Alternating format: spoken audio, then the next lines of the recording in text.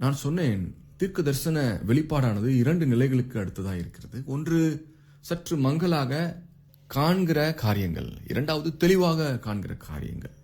உடனே நமக்கு தெளிவான காரியங்கள் உணர்த்தப்படுமா என்று தெரியாது. ஆனால் முதலாவது மங்கலான காரியங்கள் நம்முடைய ஆவியிலே வெளிப்படுத்தப்படுகிறது. இந்த மங்கலான காரியங்கள் ஒரு கனவின் மூலமாகவோ அல்லது குறிப்பிட்ட நபர்களுடைய பேச்சில் இருந்தோ நாம் அதை கிரகித்துக் கொள்ளலாம். முதலாவது மங்கலாக தெரியும். பின்பு அவர் என்ன செய்கிறார்?